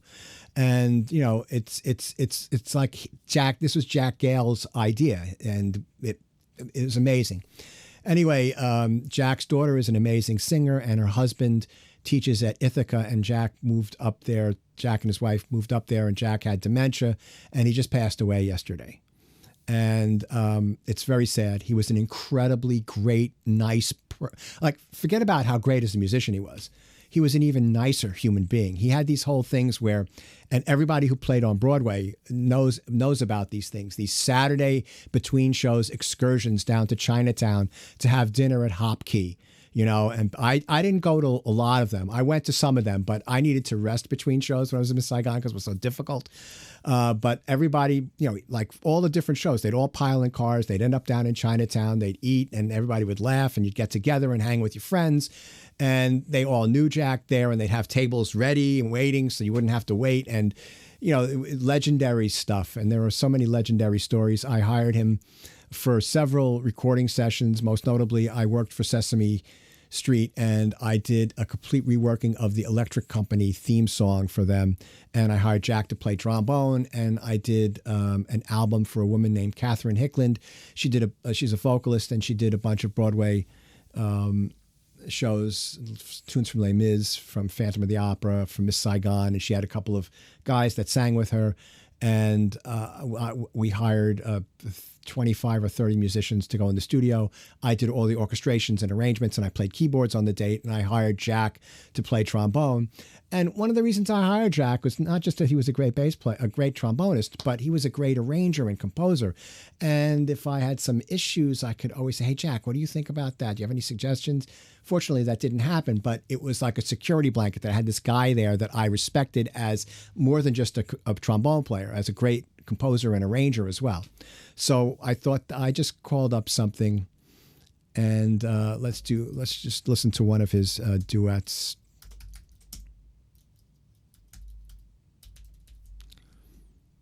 Let's listen to brass quintet arrangements. Yeah, let's take a listen to something from West Side Story as an honor to Jack. We won't listen to the whole thing, but some of it.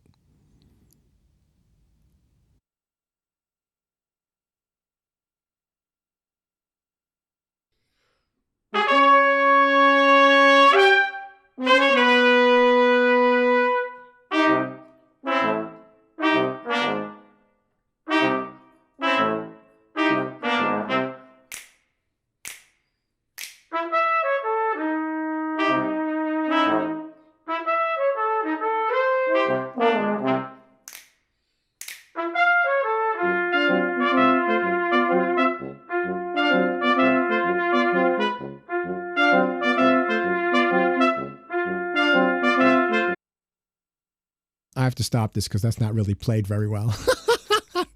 So let's just do Jack Gale duets. Some of those are pretty good. I've listened to a bunch over the past couple of days.